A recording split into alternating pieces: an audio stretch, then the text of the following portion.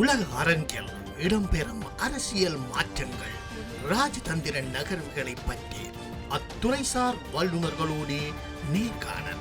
சமகால அரசியல்.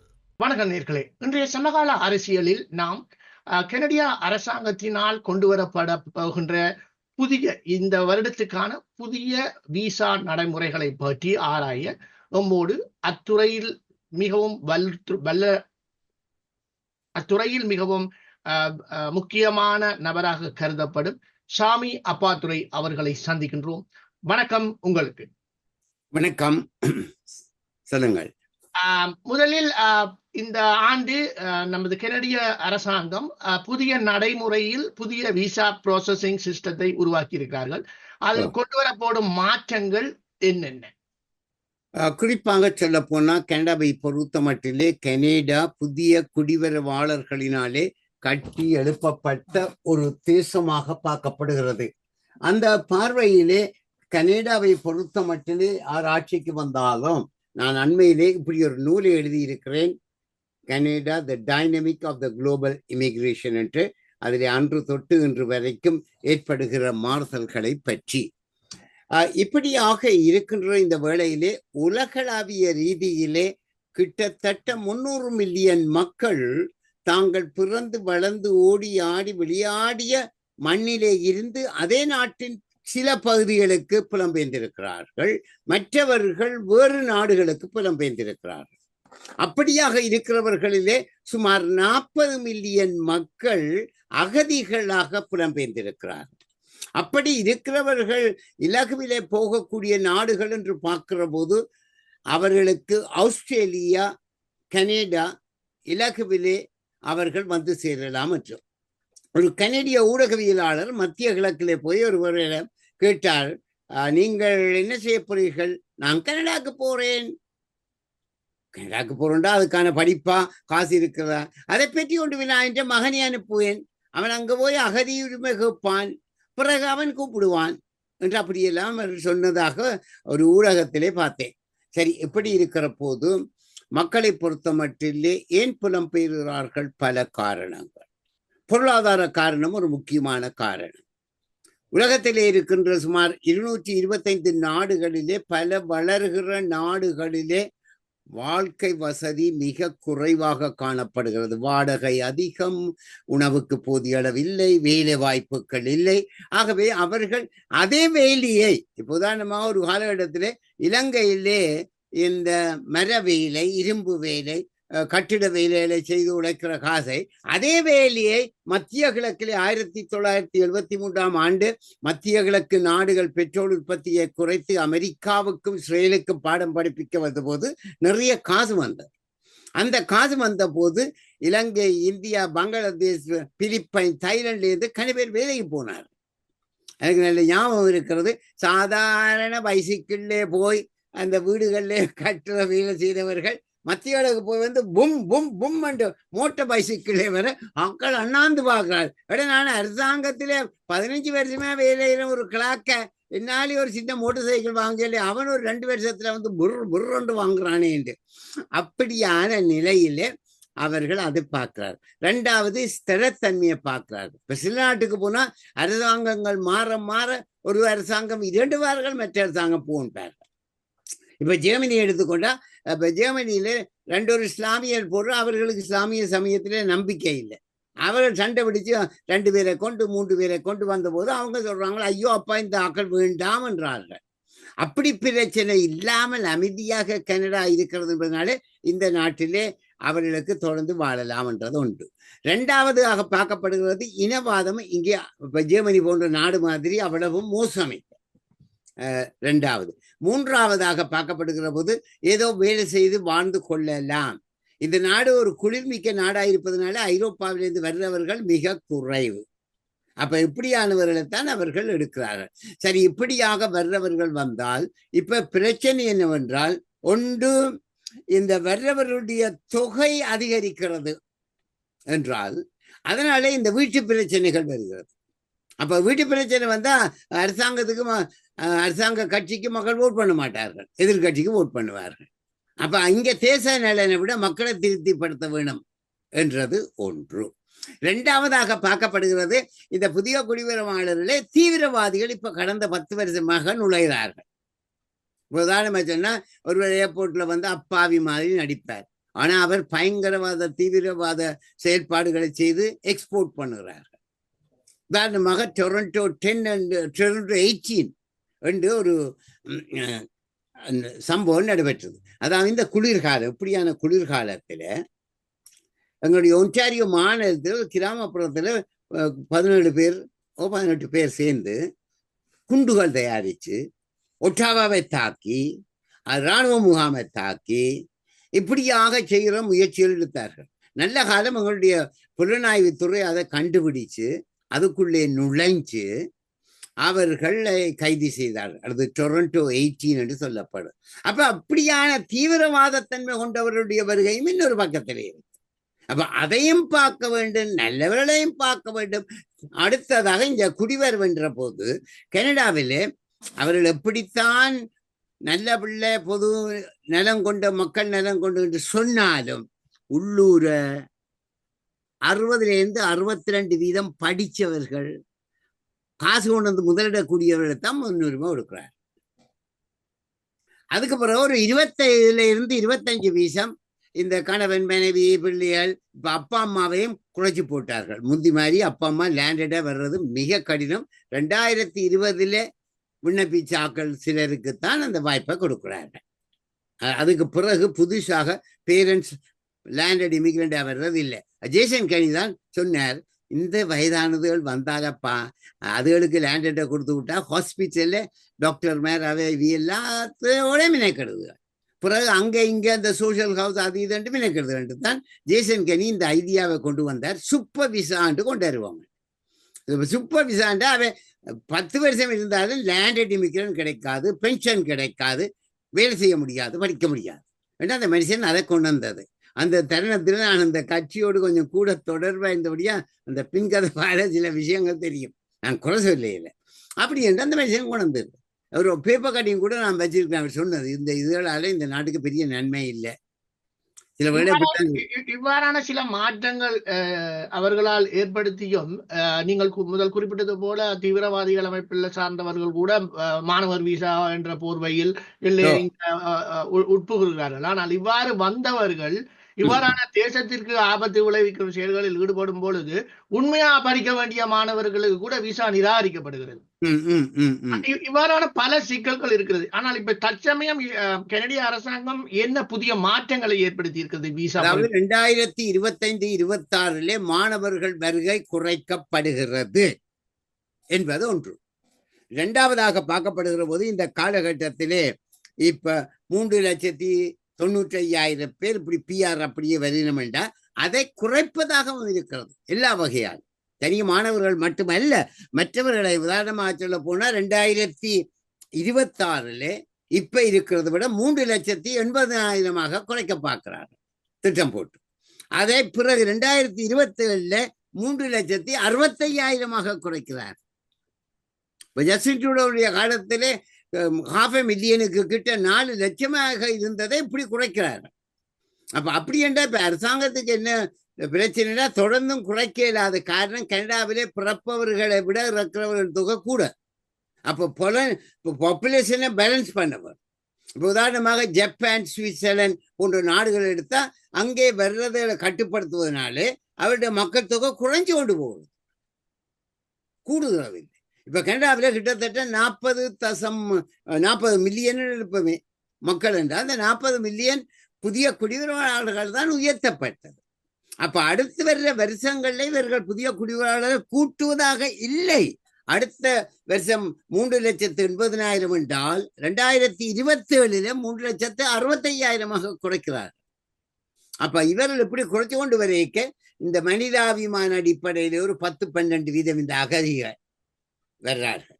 ஒரு 20-25% குடும்ப இணைவில் வர்றார்கள். அதில் ஏற்கனவே பெர்மனண்டா பெற்றோர் வருவது மிக குறைக்கப்பட்டது. இது வந்து பொருளாதாரத்துக்கு நல்லம் என்று எதிர்பார்க்கிறார்களா அல்லது என்ன காரணம்? இது உள்காரணம் என்ன? அதுல உள்காரணமாக இருப்பது இப்பொழுது தற்பொழுதைய சூழ்நிலையிலே கனடாவினுடைய பொருளாதாரத்து ஆட்கள் கூட வர வேண்டும். அதுல படித்தவர்கள் முதலீட்டாளர்கள் கூட வர வேண்டும். ஆனால் இப்ப இருக்கிற உள்நாட்டு நீங்க சொன்ன மாதிரி இந்த வீட்டு பிரச்சனை மற்ற வேலை பிரச்சனை இருக்கிற போது இந்த பொருளாதார மந்த நிலை ஒரு குளோபல் ரிசெஷன் இருக்கிற போது இதை குறைச்சால்தான் இன்றைய கனடிய மக்களுக்கு உள்ள வாழ்வாதாரத்தை வைத்துக்கொண்டு அவர்கள் வாழ முடியும். மற்றது ஆட்களை எப்பவும் எடுக்கலாம். அடுத்தது கனடாவினுடைய ஒரு ஹெல்த்தியான பொருளாதாரம் என்றால் ஒவ்வொரு வருடமும் கொஞ்சம் பேர் வர வேண்டும். ஏன்னா ஒவ்வொரு வருடமும் இறக்கிறவர்கள் இறந்து கொண்டிருக்கிறார்கள், அதை ரீப்ளேஸ் பண்ணவர். அப்ப இவர்கள் பார்க்கிறார்கள் கொஞ்ச நாளைக்கு குறைச்சி எடுத்து போட்டு பிறகு கூட்டுவோம். இப்ப 2028 நாங்கள் படியபடி கூட்டுவோம். அப்ப இது ஒரு நீண்ட கால நலனா தற்காலிக நலனா என்றால் தற்காலிக நலனை பார்க்கிறார்கள். இப்ப நாங்கள் சில விட கிரெடிட் கார்டுல சில சாமானை வாங்குறோம், நீண்ட காலத்துல அதுக்கு வட்டி கட்டி கட்டி அறந்து போறோம். தற்காலிகமாக பார்க்கிற போது இந்த விண்டர்ல ஒரு நல்ல பெரிய டிவியை வாங்கி வச்சா பிள்ளைகளுக்கு சந்தோஷம் வேண்டா. அப்போ ஒன்றோடு ஒன்று முரண்படுகிறது. என்ன செய்ய முடியும்? அதுதான் இன்றைய இவருடைய நிலைப்பாடு. நல்லது. தற்காலிக காரணமாக இடைநிறுத்தப்படும் இந்த விசா பொறிமுறையானது மீண்டும் 2028க்கு பின் மீள் பரிசீலனை செய்யப்பட்டு அவர்கள் அதை புதுப்பிக்கலாம். ஆனால் இதில் இன்னொரு விடயத்தை கேட்க விரும்புகிறேன். ஏற்கனவே அதாவது 2020 ஆகட்டும் 22, 23 காலப்பகுதிகளில் வந்த மாணவர்களாகட்டும் அவர்களுக்கு நிரந்தர குடியுரிமை கிடைத்து அவர்கள் திருமண வயதை எட்டி அவர்கள் ஊர் சென்று திருமணம் முடித்த பின் அவர்களுடைய துணைவியாரையோ கணவன்மாரையோ அல்லது அவர் சார்ந்து இருப்பவர்களை இங்கே அழைக்க என்ன தடைகள் உள்ளன? ஓகே, நல்ல ஒரு கேள்வி. முந்தி முருகன் சொல்லியிருக்கேன் நினைக்கிறேன். முதலாவது இவர்கள் இங்கே படித்த பிறகு ஒரு 3 வருஷம் கொடுப்பார்கள். படிச்சேன்டா சும்மா 6 மாதம் 1 வருஷம் இல்லை, ஒரு 2 வருஷம் படிப்பு படிக்க ஒரு டிப்ளமோ ஒரு சர்டிபிகேட் எடுத்தார். பிற என்னென்றால் 2 பிள்ளைகளுக்கு நடந்தது எங்கள் சமுதாயத்தை சார்ந்த. அதுகள் கொமர்ஸ் டிப்ளமோ எடுத்தார்கள். எடுத்த பிறகு ஒரு பேங்க்ல சில்லறா வேலை செய்தார்கள். இது நான் இலங்கை தொலைக்காட்சி ஒன்றிலும் கூட சொல்லியிருந்தேன்.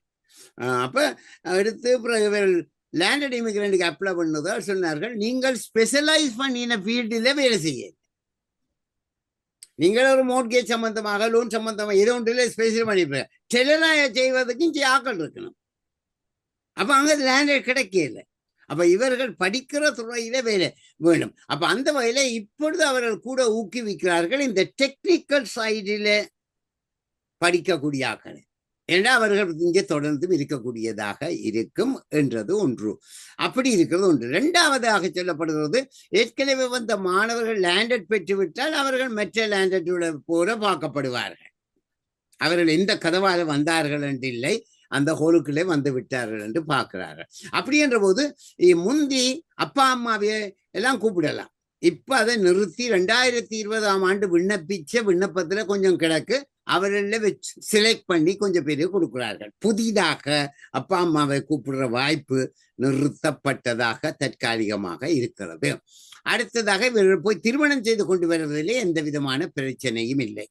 அதாவது இந்த ஒரு வருஷத்தில் எடுக்கப்படுகிற புதிய குடிவரவாளர்களே சுமார் 20லிருந்து 25% இந்த குடும்ப இணைவின் கீழே கணவன் மனைவி பிள்ளைகளை கொண்டு வர்ற வாய்ப்புகள் இருக்கிறது. அதுல 22 வயதுக்கு உட்பட்டவர்கள் என்றால் அவர்கள் கொண்டு வரலாம், இவர்கள் தங்கியிருந்தார். ஆனா அவர்கள் அதில் திருமணமாகிவிட்டா செய்யலாம். இப்ப உதாரணமாக சில சமுதாயத்திலே சின்ன வயதிலே திருமணம் செய்கிறார்கள். அப்ப அவருடைய பிள்ளை 18 வயதிலேயே ஒரு பொம்பளை பிள்ளை திருமணம் செய்து விட்டால் தகப்பன் 22 வயதுக்கு கீழே இருந்தாலும் அந்த பிள்ளையை தன் குடும்பத்தின் கீழே கொண்டு வர முடியாது என்ற அந்த நிலைப்பாடு இருக்கிறது. ஆகவே ஒட்டு மொத்தமாக சொல்ல போனால் படித்து சில டெக்னிக்கல் சைட்டில படித்தவர்களுக்கு வாய்ப்புகள் நிறைய இருக்கிறது. முதலீடு என்ற போது நாங்கள் இலங்கை இந்தியாவிலேருந்து $3 லட்சம் மேலே கொண்டு வர முடியாது. அப்படின்றா சொல்லுவார், 3 லட்சத்துக்கு மேலே காசு நான் அங்கேயே ஒரு தொழிலை செய்து ஜாலியா இருப்பேன், இங்கே வர வேணும் என்று சொல்லுகிறார்கள். ஆகவே அப்ப தொழில் சார்ந்த அதாவது கல்வி சார்ந்த தொழிலில் ஈடுபடும் மாணவர்களுக்கு வாய்ப்பு இருக்கின்றது. அத்துறை சார்ந்து அவர்கள் தாங்கள் கல்வி கற்ற துறை சார்ந்து அல்லாமல் வேறொரு துறையில் கால் வைத்தால் எவ்வளவு பெரிய பதவியில் இருந்தாலும் அவர்களுக்கு விசா நிராகரிக்கப்படுகிறது என்பதுதான் உண்மையாக கருதப்படுகிறது. சரி, ஆனால் நீங்கள் குறிப்பிட்டது போல தன்னுடைய தாய் தந்தையரை கொண்டு வர முடியாத சூழ்நிலையில் அவர்கள் சூப்பர் விசா என்ற கேட்டகரிக்கு கொண்டு வரலாம் என்று கூறியிருந்தீர்கள். அவ்வாறு செயல்படும் பொழுது 2028க்கு பின் இந்த நடைமுறைகளில் மாற்றம் வருமா? அது இப்பொழுது இந்த அரசாங்கம் தொடர்ந்து இருக்குமா என்றதே கேள்விக்குறியா இருக்கிறது. பெரும்பாலும் இந்த மாதம் இல்லை அடுத்த மாதம் NDP கட்சி கொடுக்கிற முண்டை எடுத்து விட்டால் தேர்தல் வரும். தேர்தல் வந்தா அடுத்து கன்சர்வேட்டிவ் கட்சி வரக்கூடிய சாத்தியக்கூறுகள் இருக்கிறது. கன்சர்வேட்டிவ் கட்சி என்ன கொண்டு வர போறதுன்றது அடுத்த கேள்வி. கன்சர்வேட்டிவ் கட்சி தான் இந்த சூப்பர் விசா விஷயத்தையும் கொண்டு வந்தது. அவர்கள் இன்னும் இழக்கப் போவதாக தெரியவில்லை. ஆகவே நாங்கள் புதிய அரசாங்கம் என்னத்தை கொண்டு வர போறோம் என்று பொறுத்திருந்து பார்க்க வேண்டியிருக்கிறது.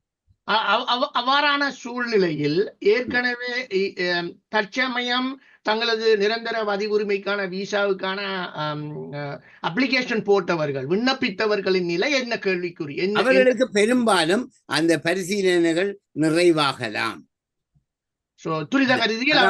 ஒரு சட்டத்தை கொண்டு வந்தால் அந்த சட்டம் 2 வகையாக அமுல்படுத்தப்படுகிறது. சட்டம் வந்த நாள்ல இருந்து அமுல்படுத்தது, அடுத்தது ரிட்ரோ ஆக்டிவ் என்று பின்னோக்கி போய் சட்டத்தை அமுல்படுத்துவது. இந்த விடயத்திலே ஏற்கனவே விண்ணப்பித்தவர்கள் பின்னோக்கி போய் அதை நிறுத்த மாட்டார்கள் போல தெரிகிறது. விண்ணப்பித்தவர்களுக்கு பிரச்சனை இல்லை. சரி, ஆனால் இனி புதிதாக விண்ணப்பிக்கிறவர்களுக்கு தான் பிரச்சனை வரக்கூடும். நல்லது. ஆனால் இப்பொழுது அண்மை காலத்தில் நடந்த ஒரு விடயத்தை பற்றி விரும்புகின்றேன். அதாவது சட்ட வல்லுநர்கள் போலியான தகவல்களை கொடுத்து போலியான டாக்குமெண்ட்ஸ்களை ப்ரொடியூஸ் பண்ணி சில மாணவர்களுக்கு நிரந்தர வதி உரிமை வாங்கி கொடுத்திருந்தார்கள். அதை அண்மை காலத்தில் கனடிய அரசாங்கம் கண்டுபிடித்திருந்தது. இதை நோக்கி நாங்கள் பார்க்கும் பொழுது அவர்களுக்கு எவ்வாறான ஆபத்து வரப்போகின்றது? இப்ப உதாரணமாக சொல்ல போனால் எங்களுடைய ஒன்டாரியோ மாநிலத்திலே ஒரு கல்லூரியிலே ஒரு 3000 பேர் படிக்கக்கூடிய இருந்தா 30,000 பேருக்கு அந்த கல்லூரி கிட்டத்தட்ட 30,000 பேருக்கு அந்த கல்லூரி அனுமதி பத்திரங்களை வழங்கியதாக சொல்லப்படுது. அப்படின்ற கருத்து என்ன? அந்த கல்லூரி சொல்லுது நாங்கள் ஆன்லைன்ல சேவிக்கிறோம் ஐயா, 3000 இந்த சீட்ஸ் இருந்தாலும். அதுக்கு அரசாங்கம் பார்க்கறது மறுபுறத்துல இது பிராக்டிக்கலா சாத்தியமா? 30,000 உள்ள இடத்த 30,000 என்ற ஒரு கேள்வி வந்தது அண்மையிலே. ஆகவே தான் ஒவ்வொருவரும் தாங்கள் காய்களை தங்களுக்கு ஏற்ற மாதிரி நகர்த்தி கொள்கிறார். அரசாங்கம் நடுவிலே இருந்து அது சாத்தியமானதா என்று பார்க்கிறார்கள். ஆகவே தான் அதான் பாருங்களேன், ஒரு 3000 சீட்டு உள்ள இடத்துல 30,000 பேருக்கு ஸ்டூடெண்ட் விசா கொடுக்க தயாராக இவர்கள் அனுமதி பத்திரம் கொடுத்தால் அது எவ்வளவு தூரம் நியாயமானது என்ற ஒரு கேள்வியாவே இந்த ஓட்டைகளுக்கு கூடாக பலவிதமான நிலைப்பாடுகள். இங்கே குறைவு பிரான்ஸ் போன்ற நாட்டிலே ஒரு நிராகரிக்கப்பட்ட ஒரு அகதி அந்த சிட்டிசன்ஷிப் உள்ள ஒரு ஆளை திருமணம் செய்வதாக சொல்லி டக்கண்டு பெர்மனன்ட் ரெசிடென்ட் எடுக்கிறது, பிறகு அதை கேன்சல் பண்றது. அது கனடாவிலே அவ்வளவு மோசமாக இல்லை. அப்ப சில ஓட்டைகளினாலே அவர்கள் என்ன செய்கிறார்கள், வந்து சேர்ந்து விடுகிறார்கள். இதன் அடிப்படையில் தான் அண்மையில் கனடா தேசத்தில் நீங்கள் கண்டிருப்பீர்கள் புதிய புதிய கல்வி பணிமனைகள் திறக்கப்பட்டிருக்கின்றன. பாரிய அளவில் யூனிவர்சிட்டிகள், பிரைவேட் யூனிவர்சிட்டிகள் திறக்கப்பட்டிருக்கின்றன. இதை கட்டுப்படுத்த அரசாங்கம் ஏதாவது நடவடிக்கையில் ஈடுபட்டிருக்கிறதா? அரசாங்கம் என்னென்று சொன்னால் இவர்களுக்கு யாப்பின்படி இப்படியான நிறுவனங்களை உருவாக்க உரிமை இருக்கிறது என்று சொல்லுகிறது. பிறகு இந்த போலி நிறுவனங்களை அவர்கள் அலசி ஆராய்கள். உதாரணமாக சொல்ல போனால் இப்ப நான் ஒரு ஸ்கூலுக்கு கன்சல்டிங் பிரின்சிபலா இருக்கிறேன். ஒன்டாரியோ மினிஸ்ட்ரி ஆஃப் எஜுகேஷன்ல கல்வி சம்பந்தப்படுத்த இதுல காலேஜ் ஆஃப் எஜுகேஷன்ல பணியாற்றி இருக்கிறேன். லெப்டினன்ட் கவர்னர் சில ஆக்களை தெரிவு செய்து அனுபவசாலிகளை அதுல போட்டார்கள். அதுல எனக்கு அனுபவம் இருக்கோ இல்லையோ என்னையும் ஒரு ஆளை போட்டார்கள். தேங்க்யூ. அப்ப அதுல பார்க்கப்படுகிற போது நாங்கள் என்ன சொல்றோம் என்று சொன்னால், ஒரு கல்வி நிறுவனம் அரசாங்க நிறுவனமாயிருக்கலாம், தனியார் நிறுவனமாயிருக்கலாம், தரமான கல்வியை வழங்கி கொள்ள வேண்டும், ஏற்ற புள்ளிகளை கொடுக்க வேண்டும். புள்ளிகளை சும்மா அள்ளி கொடுக்க முடியாது. இந்த ஒன்டாரியோ மாநிலத்திலே ஒரு கல்லூரி சம்பந்தமாக ஒரு வழக்கு ஒரு விசாரணை இடம்பெற்றது. ஒரு பிரைவேட் ஸ்கூல் நிறைய மார்க்ஸ் அள்ளி கொடுத்து ஆக்களை கொண்டு வந்து அதுக்கான சட்ட நடவடிக்கை எடுத்து அது இந்த பத்திரிகைகளில் கூட ஆங்கில பத்திரிகைகளில் வந்தது. அப்ப அப்படியான போது இது ஒரு சின்ன கடினமான ஒரு கஷ்டமாயிருக்கிறது. இவர்கள் அதை ஒழுங்காக செய்கிறார்களா அல்லது காசுக்காக மார்க்ஸ் அள்ளி கொடுக்கிறார்களா? இது பற்றி எங்களுடைய ஆக்கள் நடத்தின சில நிறுவனங்கள் கூட கேள்விக்குறியாக இருந்திருக்கிறது. அப்ப அரசாங்கம் என்ன செய்ய முடியும்? போலி வேஷம் போடுறதை தடுக்கிறதுக்கு இப்ப இருக்கிற சட்ட திட்டங்களினால முழுமையானதாக இல்லை. தரமான கல்வியை கொடுங்கள் என்று சொல்லுகிறாங்க. ஆனால் கல்வி நிறுவனங்களில் நாங்கள் கல்வி கற்ற காலங்களாகட்டும், நீங்கள் கற்ற காலங்களாகட்டும், நாங்கள் கல்வி நிறுவனங்களுக்கு சென்று ஆசிரியரின் வழிநடத்தலின் கீழ் படித்துத்தான் இந்த பட்டங்களை வாங்கி நாங்கள் அடுத்த லெவலுக்கு வந்தோம். ஆனால் நீங்கள் ஆன்லைனில் படிப்பதற்கும் கல்வி நிறுவனங்களுக்கு சென்று படிப்பதற்குமான வித்தியாசம் என்ன? அது நல்ல ஒரு கேள்வி. முதலாவது, கல்வி என்ற டெபினிஷன் ஆயிரக்கணக்காக இருக்கு. அதில் எந்த டெபினிஷன் எடுத்தாலும் 3 முக்கியம் இருக்கிறது. ஒன்று அறிவு, அடுத்தது ஸ்கில், ஆற்றல், நாலேஜ், ஸ்கில்ஸ், மூன்றாவது மோராலிட்டி, ஒரு நல்ல பக்குவமான மனுஷன். நான் ஒரு டிவியிலே ஒரு அட்டோ இன்னொன்று பார்த்தேன். அது நான் பார்த்தேன். இந்த டிவி என்னிடத்தை மறந்து போனேன். இன்டர்வியூக்கு 3 பேரை கூப்பிட்டேன். முதலாவது ஆள் வரைக்கும் வெளியிலே உள்ள செக்யூரிட்டி கார்ட் சொன்னார், இதுல கொஞ்சம் காசு கிடக்கு. ஓ சாரி, விழுந்து போச்சுட்டு அவர் பாக்கெட்டில் போட்டுட்டு போனார். 2வது ஆளும் அப்படி சொன்னார். 3வது ஒரு படிச்ச ஒரு மொடர்ன் மாதிரி தெரியாத ஒரு பிள்ளை வர, அந்த பிள்ளைக்கு சொல்ல அந்த பிள்ளை சொல்லிச்சது, அது என்ற காசு இல்லையாண்டு. அப்ப அந்த கம்பெனி மேனேஜர் ஒரு கோனர்ல இருந்ததை பார்க்கிறார். பார்த்துட்டு என்ன செய்தா, அந்த பிள்ளைய தெரிவு செய்து மற்ற 2 பேரும் ரிஜெக்ட் பண்ணாண்டு பார்த்தேன். அப்ப அங்க என்னன்னா அந்த மொராலிட்டி என்றது ஒன்று முக்கியமானதாக இருக்கிறது. ஒரு கம்பெனிக்கு எவ்வளவு தூரம் விசுவாசமாக இருப்பது. இப்ப அவருக்கு அறிவு ஆற்றல் குறைவா இருந்தாலும் விசுவாசம் என்பது முக்கியமானது. அது கல்வியிலே ஒரு முக்கியமான அம்சம். அடுத்தது நாலேஜ் அண்ட் ஸ்கில்ஸ் என்று பார்க்கிற போது, பழைய காலத்திலே அறிவு பெரிசாக முக்கியமாக பார்க்கப்பட்டது. அப்ப இன்டர்நெட் வசதி இல்லை, பிரிண்டிங் வசதிகள் இல்லை, அப்படியான ஒரு காலத்திலே அறிவாளி. இப்பொழுது ஸ்கில்ஸ் முக்கியமாக இருக்கிறது. இப்ப இந்த ஸ்கில்ஸ் என்று சொன்னால், இப்ப பாருங்கள், இந்த செல்போன்ல நான் நினைக்கிறேன், நான் ஒரு 20% அளவில் தான் எனக்கு பாவிக்க தெரியும். 80% எனக்கு தெரியாது.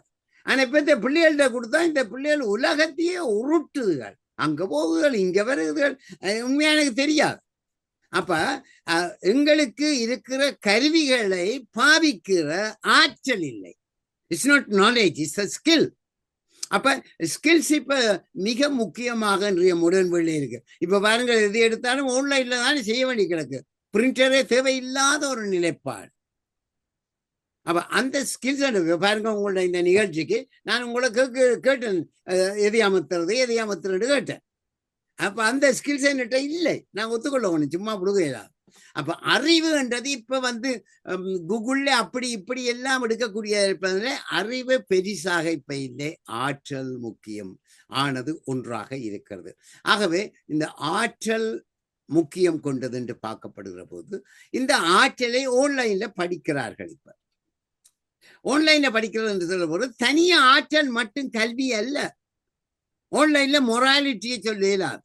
உதாரணமா இந்த கொரோனா வியாதி வந்த காலகட்டத்திலே ஆன்லைன்ல படிக்கிறது கூடின போது பிள்ளைகள் எல்லாம் ஹை மார்க்ஸ் எடுத்தார்கள். அப்ப அப்படி என்ன, இந்த கொரோனா கிருமியை எல்லாருக்கும் ஏற்றி விடலாம், நல்லா வருதுண்டா. அப்ப என்ன கருத்து, அதுக்கு ஓட்டியல் இருக்கு. ஆகவே தான் நாங்கள் என்ன செய்யணும் என்று சொன்னால், மொராலிட்டி என்றது முக்கியம். First class education with first class morality is most important. நல்லது. மாற்றங்கள் நிகழ்ந்தாலும் அது தரமான மாற்றங்களாக அமைய வேண்டும் என்ற உங்கள் உங்கள் கூற்றுக்கு மதிப்பளித்து மீண்டும் வித்தியாசமான ஒரு நிகழ்ச்சியாக இது அமைந்திருக்கும் என்று நம்புகிறேன். மீண்டும் இன்னும் ஒரு நிகழ்ச்சியில் வித்தியாசமான தலைப்போடு உங்களை சந்திக்கும் வரை உங்கள் ரூபம் டிவி சார்பாகவும், நேர்கள் சார்பாகவும், என் சார்பாகவும் நன்றிகள், வணக்கம். உங்களுடைய பழைய நிகழ்ச்சிகளை பார்த்து எனக்கு பலர் பாராட்டு தெரிவித்தார்கள். உங்கள் பணி மென்மேலும் உயர வேண்டும் என்று எல்லாம் வல்ல இறைவனை இறைஞ்சி விடைபெற்றுக் கொள்கிறேன். நன்றி, வணக்கம்.